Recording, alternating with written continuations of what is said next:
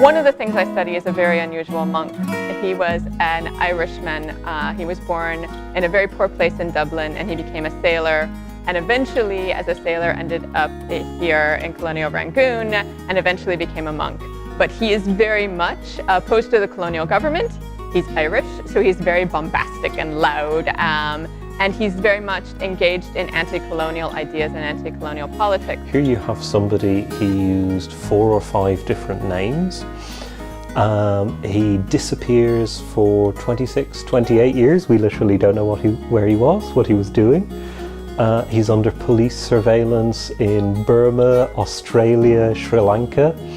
He fakes his own death, and we don't know when he really did die, so that, you know, there is an awful lot to be found out there. There is a real detective aspect to trying to track this man down. If you ask any scholar at the moment, any historian, any Buddhist studies expert, they will tell you that the first Western Buddhist monks were 2 British guys. The point is that this is not true, and Dhammaloka was there before them. So he was certainly there before the people who are widely regarded, widely understood to be the first Buddhist monks. He certainly was working class. He certainly promotes working class people. We know that he was ordained at a monastery near the Shwedagon in 1900, in July of 1900. First supporters are always in Burma, and he goes on preaching tours to all of the small towns and small villages, and people apparently love him. But he was also a bit embarrassing. Back then the idea was that a proper Western Buddhist should be a scholar who spoke 15 languages and wrote lengthy books on philosophy, not a tramp, not an ex-alcoholic Irishman. That was not part of the picture. He was very controversial, he was very well travelled, and he was a public speaker, and he became very, very famous in Asia, right across from India to Japan, but he was forgotten to history. The danger with these kind of historical, biographical documentaries, no matter how interesting the story, can very easily just become talking heads. Especially when we are dealing with a forgotten historical figure from a time where no footage of him exists. My solution is simple: animation. I started my career as an animator back in the early 90s, and I still consider myself an animator at heart. It's just that nowadays I play with actors instead of pencils. For the Dharma Bum, I have been in talks with the internationally acclaimed illustrator and animator Paul Bulger, who, budget permitting, will help us realise the animation.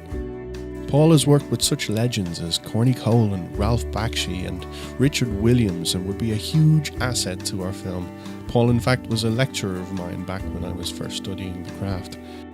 It also saddens me greatly that traditional hand-drawn animation is being considered a dying art form, and I guess anything we can do to keep it in the public eye, the better it is for its longevity.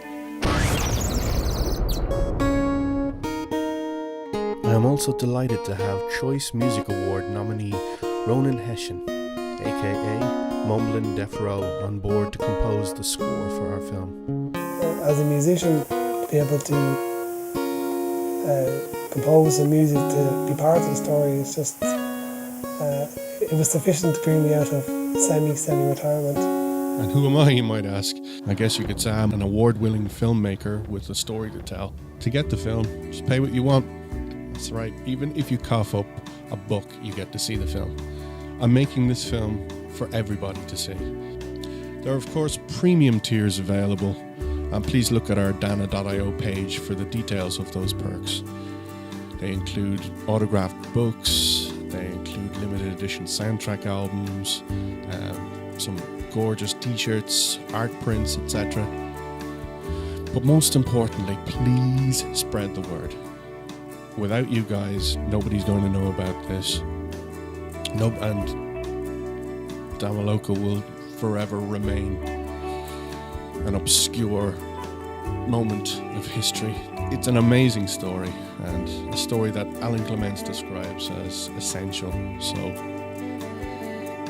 how fitting it is to launch this campaign on the world's first Buddhist crowdfunding platform, Dana.io. Thank you, Alan, for your support and taking us this far, and from the bottom of my heart, to all of you who help spread the word of this and help pledge and help get this film funded, I thank you. I thank you very much. Namaste.